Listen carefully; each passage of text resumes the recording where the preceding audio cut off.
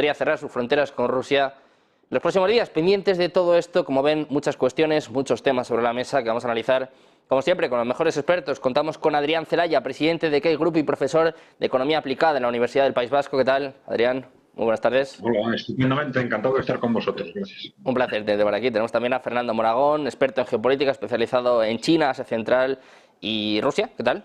Muy buenas, Fernando. Encantado de estar con vosotros. Un placer. Un placer, Fernando. Y contamos también con Pedro Mourinho, founder y CEO de Cyber Atlantic Global Corporation y cónsul honorario de la Federación de Rusia. ¿Qué tal, Pedro? Muy buenas.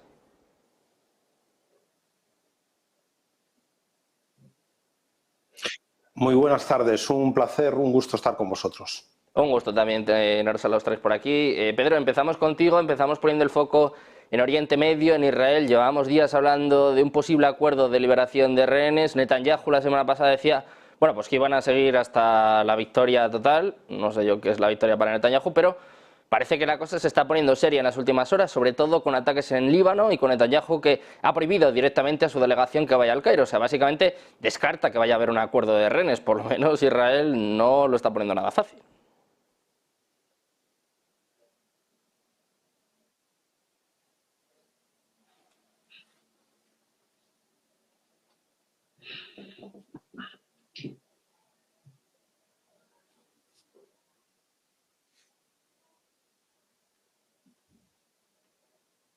Pedro, te preguntaba a ti, perdona, por lo que está sucediendo en Oriente Medio, sobre todo en Israel, con estos ataques al Líbano y con Netanyahu, que está descartando directamente un acuerdo de liberación de rehenes. Directamente ha prohibido a su delegación que vaya al Cairo. O sea, las negociaciones ya están cuanto menos complicadas.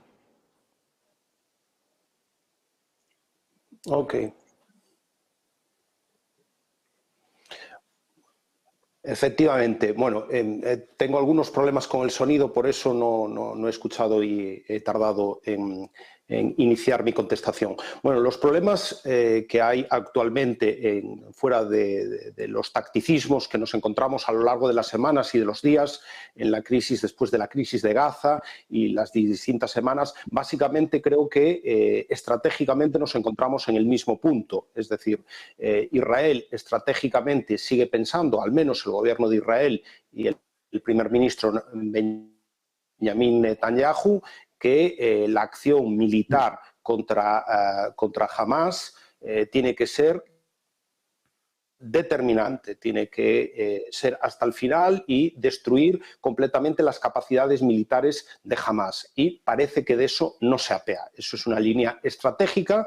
A partir de ahí hay algunas otras derivadas. Segundo lugar, también parece que no están interesados los israelíes en abrir más frentes, es decir, tienen un ejercicio de contención con el sur del Líbano, con Hezbollah, que es un enemigo poderoso, y también están mirando de reojo a los otros grupos insurgentes que hay en la zona de influencia chií en Siria, en Irán, los hutis en Yemen, pero quizás esos les afecten en menor medida, no tienen tanta proximidad a Israel y digamos que esos están más controlados por los aliados anglosajones, tanto por Estados Unidos como por el Reino Unido, y de hecho están en acciones de castigo y bombardeos y tanto a los grupos chiíes en Siria y en Irán como en el Mar Rojo a los hutis yemeníes. Pero lo que sí que está claro también es que a su vez estos grupos también se mueven. También da la sensación que haciendo un análisis estratégico, ninguno de estos grupos quiere entrar en guerra abierta, es decir, Hezbollah con sus más de 100.000 combatientes y sus 150.000 cohetes que tendrían capacidad de llegar a cualquier punto de Israel o a cualquier infraestructura crítica, si desde el 7 de octubre no ha atacado es porque no tiene intención de atacar. Otra cosa es que sí que intente ayudar en la medida de sus posibilidades a Hamas y lo que hace es tener una cierta tensión permanente en la frontera del norte de Israel, el sur del Líbano, con acciones escaramuzas que fijan una parte del ejército israelí en la zona. Por tanto, estas escaramuzas son parte del juego entre ambas partes, pero yo insisto, estratégicamente ninguna de las dos partes quiere entrar en un conflicto abierto. Ni Israel quiere una guerra, un segundo frente importante en este caso con Hezbollah, teniendo abierto el frente con Hamas. Y por otra parte, Hezbollah tampoco quiere una guerra abierta con Israel. Ya la tuvimos en el año 2006, fue el último gran conflicto abierto, duró 33 días y no le fue demasiado bien a Israel. Recordemos que aquella guerra del 2006, que duró aproximadamente 33 días, se llevó la cabeza de aquel primer ministro en aquel momento, Ehud Olmert, y también de su ministro de Defensa, el señor Peretz, el laborista Peretz. Por lo tanto, la experiencia de Israel con Hezbollah en el año 2006 no fue muy satisfactoria y el Hezbollah del 2024 es mucho más fuerte en número de efectivos, mucho más mejor entrenado después de las campañas militares que ha sostenido en Siria apoyando al ejército de Bashar el-Assad y además está mucho mejor armado con mayor número y mejor sofisticación de armamento, especialmente de misiles. Por lo tanto, insisto, creo que en ese sentido las dos partes, ninguna estratégicamente están abiertos al conflicto y lo que están es tácticamente haciendo cada uno el rol de intentar fijar o intentar contener, en este caso, los israelíes a Hezbollah y en el caso de Hezbollah fijar a parte de los efectivos del ejército israelí. Fernando, quiero saber cómo ves tú también esta escalada del conflicto. Decía Pedro, que además tiene razón, que Israel, bueno, pues no quiere, o por lo menos parece que está intentando no abrir más frentes en este conflicto, pero bueno, los ataques entre el Líbano e Israel vienen sucediéndose en los últimos meses, desde el inicio de la guerra, y parece pues que la cosa se está poniendo tensa en las últimas horas. ¿Qué vamos a decir de Ben-Gvir, uno de los ministros más beligerantes, por calificarlo de alguna forma, que directamente dice que esto ya es una guerra abierta, ¿no? No sé cómo ves, que bueno, parece que la presión sobre Netanyahu pues va a más también. Efectivamente, lo que dices sobre Ben-Gvir y otros cuantos, como Smotrich y demás, que no paran de decir un día sí, otro también, todo tipo de barbaridades. A ver, yo creo que, yo lo dije desde el principio, es decir, el gobierno de Israel, el gobierno de Netanyahu, desde el día 7 de octubre, por sus propias acciones, o mejor dicho, sus propias declaraciones y presentación de objetivos, se metió en un callejón sin salida. Desde el punto de vista de lo que ellos manifiestan como que son sus objetivos reales. Porque luego hay un objetivo, que ahora mismo hablaré, que es el objetivo verdadero, es decir, el objetivo último. Acabar con Hamas, no van a poder. O sea, lo pueden debilitar muchísimo. Pueden matar a un montón de milicianos de Hamas. Pueden, digamos, desestructurar completamente Hamas en la franja de Gaza. Pero acabar con ellos, no. Es decir, porque podrán tener un tiempo, una temporada X, la que sea, en la cual pues, sus actividades cesen, porque ya no tengan capacidad para hacer grandes cosas. Pero bueno, es muy fácil que luego, con la cantidad, digamos, de posibilidad de reclutamiento que están generando los israelíes en la franja de Gaza a base de bombardeos y de todo tipo de atrocidades, pues que mucha gente al final se apunte a Hezbollah, ¿no? O a lo que toque en ese momento, da igual las siglas que le pongamos. Es decir, el problema no lo van a solucionar, no lo van a solucionar. En cuanto a lo del Líbano, a ver, la situación de Israel es muy mala. Quiero decir, que no nos cuenten qué tal Israel. Sí, sí. Bueno, Israel, para empezar, tiene un ejército pequeño. Y cuando hablamos de que es pues, una gran potencia militar, es cierto, pero tiene unos 150.000 hombres como ejército permanente.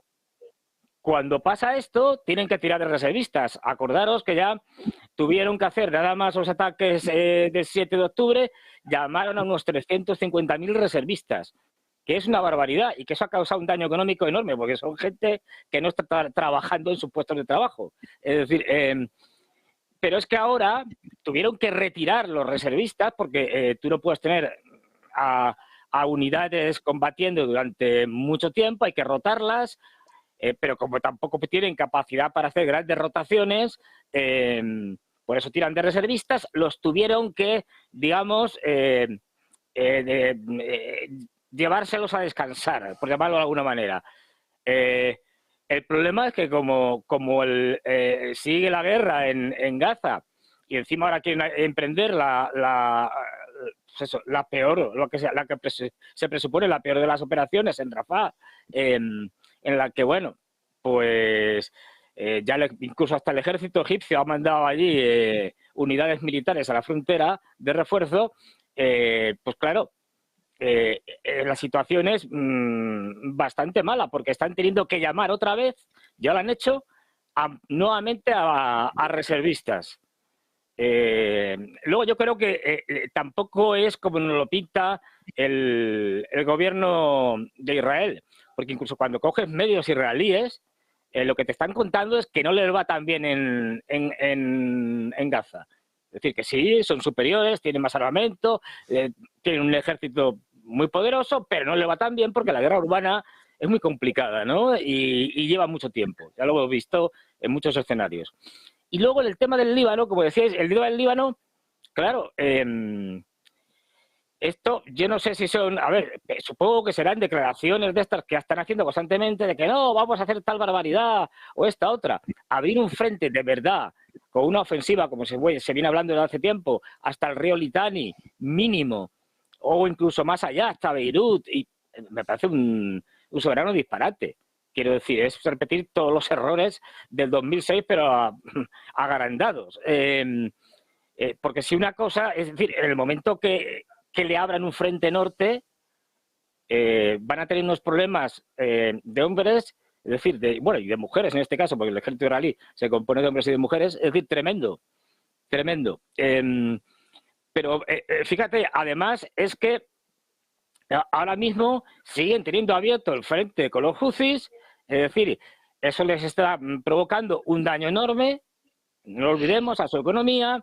Es decir, esto yo lo veo como una guerra de desgaste, claramente. Lo que llamamos lo que se autodenomina el eje de la resistencia, lo está haciendo muy bien. Es decir, bueno, vamos a una guerra de desgaste. Mantengo una guerra más o menos de baja intensidad en el Líbano. En todo caso, que sean los israelíes los que decidan meterse en la boca del lobo, es decir, atacar a Hezbollah. Al mismo tiempo, cada vez la propia, no lo olvidemos, la propia población está más en contra de Netanyahu. Ya hay incluso encuestas donde, por los propios medios israelíes, en donde la mayor parte de la población está en contra del gobierno de Netanyahu. Y además, no olvidemos la presión tremenda, enorme, de los familiares de los rehenes que le están diciendo que lo que tiene que hacer es negociar. Y hay manifestaciones, hay protestas, esto que no te lo cuentan tanto, pero a verlas, haylas. Es decir, y finalmente a lo que iba, es decir, al final es que el problema no es Hamás. Además, esto lo ha dicho hasta Borrell. Es decir, fíjate, que Hamás lo creó el propio Israel y sus servicios secretos, etcétera. No, el problema no es Hamás, y el propio Netanyahu desde hace tiempo dijo que bueno, que Hamás le venía muy bien financiarlo o dejar que lo financiaran, Qatar, por ejemplo, porque así tenía dividido a los palestinos entre la autoridad palestina legítimamente reconocida y Hamás en Gaza, unos en Cisjordania y otros en Gaza. No. El problema es una cosa que no puede hacer y que no sabe cómo hacerlo, y que hasta Borrell lo dijo, ¿cuándo lo va a llevar? A la luna. Fijaros que yo no simpatizo mucho con Borrell, ya lo sabéis. Es decir, lo que quiere es echar a esos más de 2 millones de palestinos que están en Gaza, pero claro, es el mismo problema que el día 7. ¿A dónde los echas? Es decir, no tienes a dónde echarlos. Con lo cual ese problema, que es en última instancia lo que los sionistas, no olvidemos que Netanyahu es un sionista de pura cepa. Su padre fue secretario de Jabotinsky, uno de los creadores del sionismo revisionista. Bueno, pues él lo que quiere es esto. Y esto, que es el objetivo real de la ofensiva israelí, es imposible de conseguir. Entonces, bueno, los americanos van a estar apoyándoles, pero según se acerquen las elecciones presidenciales, la cosa va a ir cambiando y va a decir, oye, modérate, tranquilízate, porque yo no puedo seguir con esto abierto hasta que lleguen bueno, con esto abierto y encima, tal y como están los demócratas, con un Biden que cada vez está más senil, cada semana está peor, y que sin una opción clara, bueno, decía Kamala Harris que ella estaba dispuesta para lo que hiciera falta. Claro, esto por poco a los electorados norteamericanos por poco se muere de risa, porque si la opción para sustituir al senil Biden es una absoluta metepatas como Kamala Harris, pues en fin. Pues, ahí a Estados Unidos le va, en un momento determinado, le va a decir que baje el nivel, que es que esto no lo pueden vender en unas elecciones. En fin, que es que están metidos en un lío, y yo lo he dicho desde el principio, es decir, Israel puede ganar muchas batallas, pero va a perder la guerra. Y es que son guerras que no se pueden ganar, lo ves desde el principio. Pendientes de esto, Adrián, quiero conocer también tu opinión en este conflicto que, como hubieran explicado tanto Pedro como en este caso Fernando, pues parece que sigue escalando, ¿no? Sobre todo que Netanyahu no tiene ninguna intención de ni acuerdos ni nada. Lo que parece es que, de hecho, hasta el propio Biden parece que lo está filtrando, ¿no? Que lo que quiere es que esta guerra dure lo máximo posible y mientras tanto, pues él quedarse en la silla, ¿no? Seguir en el poder. Sí, bueno, vamos a ver.